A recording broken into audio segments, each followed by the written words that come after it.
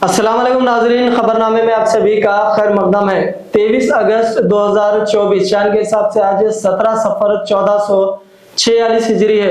खबरों की तफसील की जानिब बढ़ने से पहले एक नजर डालते हैं आज की सुर्खियों पर। वजीर आजम नरेंद्र मोदी यूक्रेन दौरे पर पहुंचे, सदर ज़ेलेंस्की ने किया इस्तकबाल। तेलंगाना में कल्याणम लक्ष्मी स्कीम के नए दरखास्तों के लिए फंड्स हुआ जारी। हैदराबादी खवातीन के नाम सिटी पुलिस का अहम पैगाम। बांग्लादेश क्रिकेट टीम के ऑलराउंडर क्रिकेटर शकीबुल हसन पर भी कत्ल का हुआ मुकदमा दर्ज। हैदराबाद के पुराने शहर के इलाके बालापुर में वाक़ एक होटल में इंजीनियरिंग के तालिब इल्म का इंतहाई बेदर्दी से कत्ल कर दिया गया। तो नाज़रीन इकराम, सुर्खियां आपने देखी, अब बढ़ते हैं खबरों की तफसील की जानिब। वजीर आजम नरेंद्र मोदी पोलैंड के दौरे के बाद यूक्रेन के दौरे पर पहुंच चुके हैं, जहां उन्होंने यूक्रेन के सदर ज़ेलेंस्की के हमरा कैफ में शहीद बच्चों को याद किया और उन्हें खराजे अकीदत पेश किया। ख्याल रहे कि रूस और यूक्रेन के दरमियान 2.5 साल से जारी जंग के दरमियान वजीर आजम नरेंद्र मोदी जुमा को यूक्रेन पहुंचे। वजीर आजम मोदी जुमेरात की रात पोलैंड से रवाना हुए थे और 10 घंटे ट्रेन के सफर के बाद हिंदुस्तानी वक्त के मुताबिक सुबह 10 बजे कैफ पहुंचे। इस मौके पर दोनों रहनुमाओं ने शहीद बच्चों को याद करते हुए उन्हें खराज अकीदत पेश किया और शहीद बच्चों के अहले खाना से भी ताज़ियत का इजहार किया। क़ब्ल अज़ीं दोनों रहनुमाओं ने एक दूसरे से मुलाकात की और यूक्रेन में जारी तनाज़ा और इसके नताइज पर तबादिला ख्याल किया।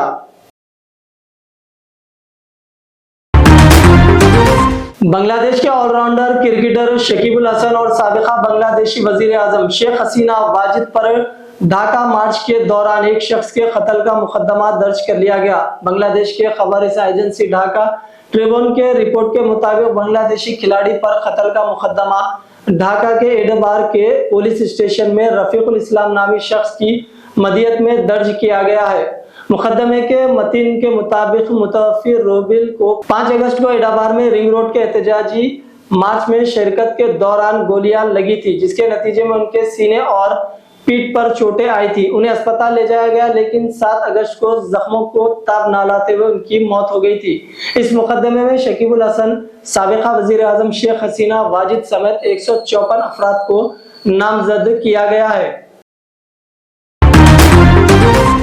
जम्मू और कश्मीर में असेंबली इंतखाब के पेश नजर कांग्रेस और नेशनल कॉन्फ्रेंस के जरिए इत्तेहाद का ऐलान किए जाने से सियासी सरगर्मियां उरूज पर पहुंच गई हैं। जुमेरात को कांग्रेस सदर मल्लिकार्जुन खड़गे और साबिका सदर राहुल गांधी ने श्रीनगर में जम्मू और कश्मीर नेशनल कॉन्फ्रेंस के सदर फारूक अब्दुल्ला और नायब सदर उमर अब्दुल्ला से मुलाकात की थी, जिसके बाद दोनों पार्टियों के दरमियान इत्तेहाद का ऐलान हुआ था। साथ ही कहा गया था कि जल्दी सीटों की तकसीम से मुतालिक फैसला भी हो जाएगा। जुमे के रोज उमर अब्दुल्ला ने एक बयान में कहा कि बेशतर सीटों पर आम इत्तेफाक कायम हो गया है और बकिया सीटों के लिए मुस्बित अंदाज में बातचीत जारी है। सीबीआई ने जुमे को कोलकाता के आरजी कार अस्पताल की खातून डॉक्टर की इस्मत दरी और कत्ल के मामले में साबिका प्रिंसिपल संदीप घोष से लगातार 8वीं बार पूछताछ की। संदीप घोष आज सुबह सीजीओ कॉम्प्लेक्स में सीबीआई के दफ्तर पहुंचे, जहां उनसे पूछताछ की गई। सीबीआई की टीम गुज़िश्ता जुमे से मुसलसिल संदीप घोष से पूछताछ कर रही है। संदीप घोष सीजीओ कॉम्प्लेक्स में पेशगी के दौरान अपनी जाती कार का इस्तेमाल नहीं करते हैं। सीबीआई ने बुध की रात उनकी कार की तलाशी ली। संदीप महकुमा सहित की गाड़ी में सीजीओ कॉम्प्लेक्स पहुंचे थे, ताहम इस तलाशी के पीछे की वजह अभी तक वाज़ेह नहीं हो सकी है। सीबीआई ने संदीप घोष के ड्राइवर से भी पूछताछ की है। सीबीआई ने उन्हें जुमेरात को सियालदा की अदालत में भी पेश किया, जहां पॉलीग्राफ टेस्ट की मांग की गई। आरजी कार अस्पताल के खातून डॉक्टर के खिलाफ जुर्म के वक्त संदीप घोष अस्पताल के प्रिंसिपल थे। इस वाकये के बाद जूनियर डॉक्टरों ने संदीप के इस्तीफे का मुतालबा किया था। बाला आखिर तहरीक के दबाव में संदीप ने अपने ओहदे से इस्तीफा दे दिया है।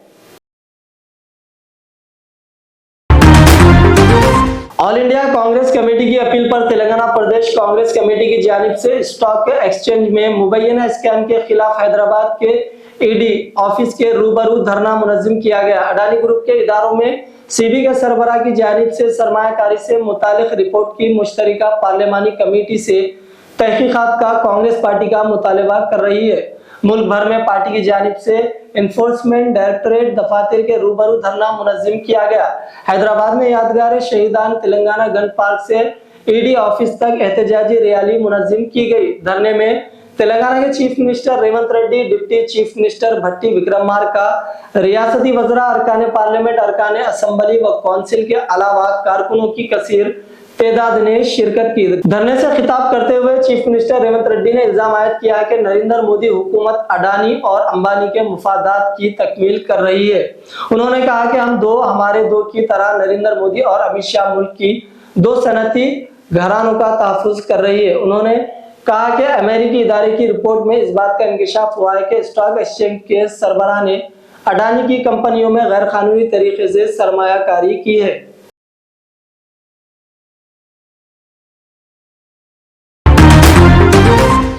तेलंगाना हुकूमत ने साल 2024-25 के लिए कल्याणम लक्ष्मी स्कीम के लिए 1225 करोड़ जारी कर दिए हैं।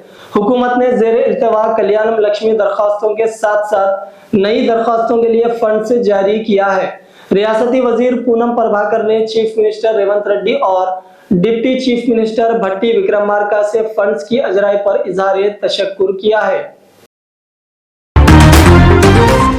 हैदराबाद सिटी पुलिस ने रात के औकात में खवातीन के लिए शहर में मुफ्त ट्रांसपोर्ट की सहूलत फराहम करने से मुतालिक सोशल मीडिया पर फैलाई जाने वाली इत्तलात को अफवाह करार दिया है। हैदराबाद पुलिस के मुताबिक रात 10 बजे से सुबह 6 बजे के दरमियान पुलिस को कॉल करे तो खवातीन को मुफ्त घर पर छोड़ दिया जाएगा। इस झूठे पैगाम में लिखा गया है कि 1091 पर कॉल करने पर पुलिस की गाड़ी आएगी और आपको ले जाएगी।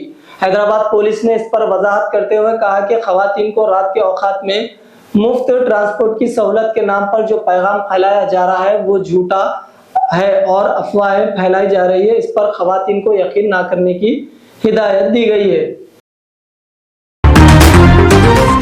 हैदराबाद में गुज़िश्ता चंद दिनों से वक्फा से बारिश का सिलसिला जारी है। शहर के बाज़ इलाकों में बारिश और चंद इलाकों में धूप भी देखी जा रही है, लेकिन जुमेरात को शहर के मुरादनगर में अजीब व गरीब बारिश देखी गई, जहां एक सड़क पर सिर्फ 6 फीट के अहाते में बारिश हुई, जबकि 6 फीट सड़क के दोनों तरफ धूप जैसा दिखाई दिया।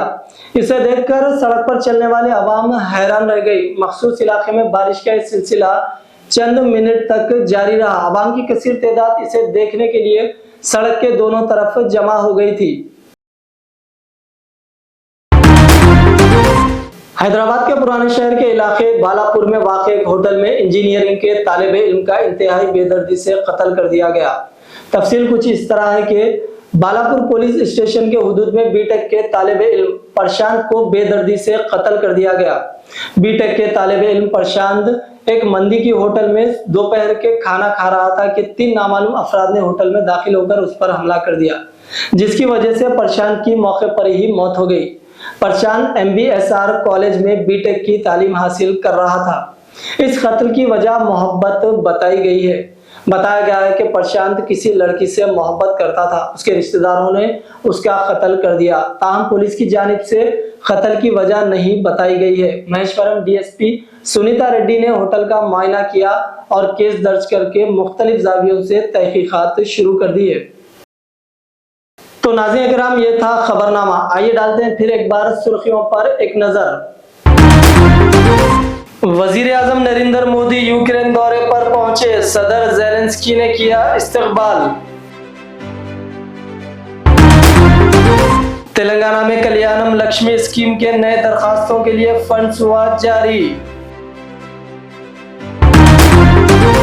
हैदराबादी खवातीन के नाम सिटी पुलिस का अहम पैगाम। बांग्लादेश क्रिकेट टीम के ऑलराउंडर क्रिकेटर शकीबुल हसन पर भी कत्ल का हुआ मुकदमा दर्ज। हैदराबाद के पुराने शहर के इलाके बालापुर में वाक़ एक होटल में इंजीनियरिंग के तालिब इल्म का इंतहाई बेदर्दी से कत्ल कर दिया गया।